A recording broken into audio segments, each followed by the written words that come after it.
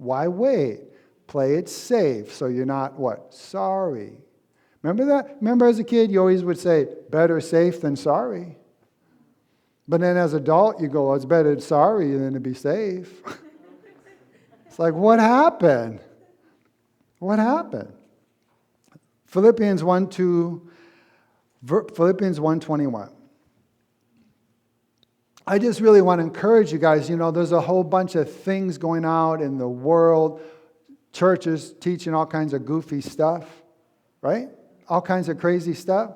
And yet, there's just so many people, they're so caught up on entertainment, even in the church, or this new move or that move, or what this prophecy and this, and hey, yet you have Jesus. Just focus on him. People say all the time, well, I believe there's more than one way. I don't. I believe there's just one way to heaven. That's Jesus. Why? Because he said he's the only way, and he's the only one who had the life of God in him. He's the only one that had God's life and nature in him. That's why he said, I am the way, the truth, and the life. No one comes to the Father except through me. Why? Because he's the only one who had God's nature on the inside. So if all the other, whatever direction and other paths people think they could take, they're wrong. Why? Because Jesus had the life, the nature, the divine essence of God in him. He was the only one. So someone says, well, I think there could be more than one way. Well, I'm going to just play it safe and stay saved. I'm just going to stay saved. Why would I need another way when I already have the way? Right? For here, Philippians 1:21, he says, for to me, to live is Christ. He's like, so I'm talking about living, I'm going to talk about Christ. Living for Christ. And he says, he is my source of joy. He's my reason to live, and to die is gain, for I will be with him in eternity. This is out of the Amplified. He said, for me to live is Christ, to die is gain. He goes, I don't lose anything when I pass. I only gain. Because now I'm not just talking about him, now I'm in his what? Presence. But while I'm living for Christ. These are my guidelines. Right? This is how I'm what? To live. This is how I'm not only to live this way, but this is how, in the same essence of life, if when I do pass, I know I'm gaining. If he says, Paul says, I go to get my eternal reward, how would you be sad about that? Would that depress you? Oh, I got to go get my eternal rewards. No, you'd probably be like, wow, this is going to be amazing. And I really couldn't be sad. Like when my dad passed, I've told you this story, but he was sitting there and he's like, wow, this is a beautiful place. Like, yeah, Dad, it's your bedroom. It's been your bedroom. You've been here for a long time. He's like, it's so pretty here. Yeah, it's pretty. I mean, it's not my style, but if you like it. And then he says, wow, all the purple. I like purple. Yeah, there ain't no purple here, but I'm glad you like it. And then he says, and all the beautiful gifts. He's just amazed. I'm like, oh, okay. Sure, Pa. I didn't say that, but I'm thinking that. Then he said, who are those two guys? What two guys? Now you're thinking, oh, it's just the medicine. You leave the room and you come back and he's gone. So he wasn't afraid. He wasn't in fear. He saw the other side. And he was what? Gone to go to be in the presence of the Lord. And receive his what? Eternal reward. How can that be a sad thing? I mean, and even though at the time I had some heartache over it, Looking back, I think, well, I shouldn't have necessarily, because he got promoted. Right? He got promoted. So that's why I, quote, play it safe and just follow Jesus. I think Jesus knows what he's talking about. Right? So 2 Timothy 1:8 says it like this.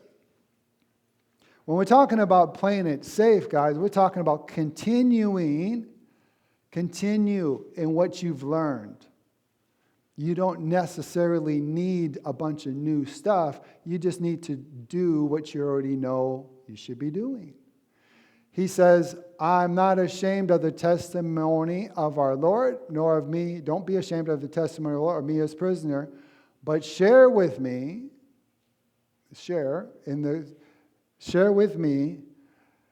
in the sufferings for the gospel according to the power of God. He says, share with me, continue in these sufferings for the gospel. Continue, meaning part of your safety guidelines is to continue in what you know you should be doing. Don't stop. Don't quit. Don't turn back. Don't relax. Right? Don't think like, oh, it's just no big deal. No, he says, do not be ashamed of the testimony of our Lord, nor of me, his prisoner, but share with me. Amplified says, continue with me. Share. Keep going. Don't stop. Don't look back. Don't have regret over have you ever heard people go, well, I just regret serving the Lord. It was just too hard. And, oh, he wants so much from me and all this stuff. Right? I've heard people say that. I don't want to give up my weekends for God. How sad. He gave up his life for you, but your weekend is too busy. No, I'm going to continue running for him. Continue serving him. Continue living for him. Right? Can you really live in the world and in the back of your mind going, I know I shouldn't be doing this. Because what if Jesus comes? Right? Man, as a Christian, you can't really enjoy sin like you used to, because in the back of your mind, you're thinking, I'm not really enjoying this like I thought I would. And not only that, but I don't want to be living like this when he returns. I had this discussion with my daughter. She goes, Dad, I got a really great concern. I said, what is it? She goes, what if I miss the rapture? I said, see you later, alligator. I am not waiting for you, right? I said, well, you don't have to, one thing is you don't have to be in faith for that. But I said, the really big thing is don't live in fear of missing something. What you should be concerned about is fulfilling and doing what the Lord called you to do. Continuing in your serving and striving for him. This is how you play it safe. Just don't veer off. Don't go astray. Just keep serving him, right? 2 Timothy 3:14 says it like this. It says, but as for you, you and I, we must continue in the things which we have learned and had been assured of, knowing from whom you have learned them. So Paul's talking to Timothy. He says, you got to continue in the things that you know are true. You are assured of these things. Don't let someone talk you out of it.